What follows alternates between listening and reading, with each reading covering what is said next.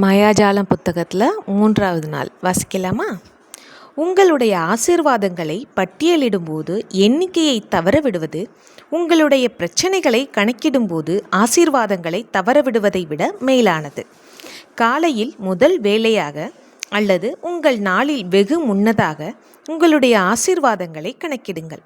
உங்களது பட்டியலை நீங்கள் கையால் எழுதலாம், கணினியில் தட்டச்சு செய்யலாம் அல்லது ஒரு தனி நோட்டு புத்தகம் அல்லது குறிப்பேட்டை பயன்படுத்தலாம். ஆனால் நீங்கள் நன்றியை உணர்கின்ற அனைத்து விஷயங்களையும் ஒரே இடத்தில் வைத்திருங்கள்.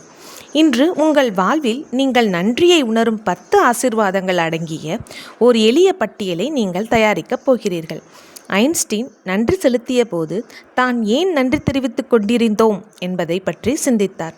ஒரு குறிப்பிட்ட விஷயம், நபர் அல்லது சூழ்நிலை குறித்து நீங்கள் ஏன் நன்றியுணர்வை கொண்டிருக்கிறீர்கள் என்பதற்கான காரணத்தை பற்றி நீங்கள் சிந்திக்கும்போது நீங்கள் அதிக ஆழமான நன்றியை உணர்வீர்கள். உங்கள் உணர்வின் அளவுக்கு ஏற்றாற்போலவே நன்றியுணர்வின் மாயாஜாலம் நிகழ்கிறது என்பதை நினைவில் கொள்ளுங்கள். எனவே உங்கள் பட்டியலில் உள்ள ஒவ்வொரு விஷயத்தையும் அடுத்து நீங்கள் ஏன் அது குறித்து நன்றியுணர்வை கொண்டிருக்கிறீர்கள் என்பதற்கான காரணத்தையும் எழுதுங்கள்.